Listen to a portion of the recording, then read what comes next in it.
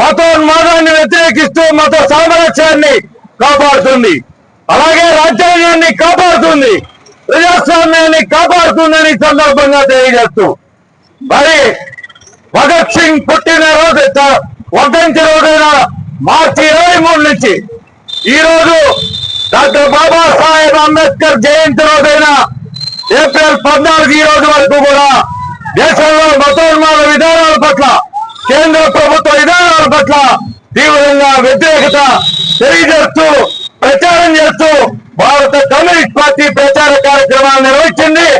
ఈ రోజు డాక్టర్ బాబాసాహెబ్ అంబేద్కర్ గారికి ఘనంగా నివాళులు అర్పిస్తూ ఆయనకి జయంతి సందర్భంగా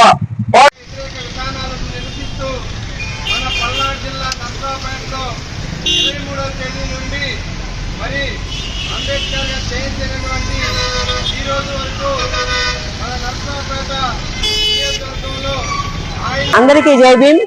ఈ రోజు 137వ జన్మదిన వేడుకల్లో అంబేద్కర్ నర్సరావుపేటలో జరుపుకోవడం, అనేక మంది సహోదరులు రావడం, ఇది ఒక కన్నుల పండగగా మాకు సంతోషకరంగా ఉంది. కానీ భారత రాజ్యాంగం, ఇప్పుడున్న ప్రభుత్వాలు భారత రాజ్యాంగాన్ని తీసివేసి కొత్త రాజ్యాంగం, రెడ్ బుక్ రాజ్యాంగాలు, మరి ఎరుపు రాజ్యాంగాన్ని చేస్తున్నారు. గుర్తుపెట్టుకోండి బిడ్డ, భారత రాజ్యాంగం బ్లూ బుక్.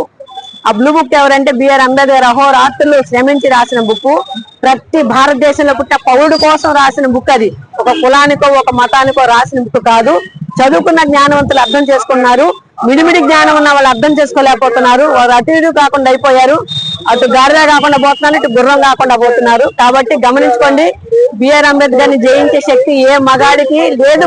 ప్రపంచం మొత్తం మీద, నాట్ ఓన్లీ ఇండియా, ప్రపంచం మొత్తం మీద మేధావులందరూ ఆయనకి వంగి సలాం చేస్తున్నారు. మరి అంబేద్కర్ మాకు దేవుడిగా రావడం, మా జీవితాలని కాపాడటం, మమ్మల్ని ముందు నడిపించడం, మాకు గొడుగుగా ఆయన చనిపోయి కూడా ఆయన మాకు గొడుగునిచ్చి వెళ్ళాడు, రాజ్యాంగం అనే గొడుగు. ఆ గొడుగు కింద ఎస్సీ, ఎస్టీ, బీసీ, మైనార్టీలు, అనేక మంది పేద బడుగు వర్గాలు అందరూ కూడా సురక్షితమైన జీవితం భారతదేశంలో అనుభవించడం చెప్పుకోదగ్గ విషయం. ఇది ఇంత ఘనమైన పని చేసిన బిఆర్ అంబేద్కర్ బిడ్డలకి మరి కలకాలం వాళ్ళ బిడ్డలు కూడా సంతోషంగా బ్రతకాలి భారతదేశంలో. మేమందరం బిఆర్ అంబేద్కర్ పాదాలకు హృదయపూర్వక వందనాలు తెలుపుకున్నాము. జై భీమ్.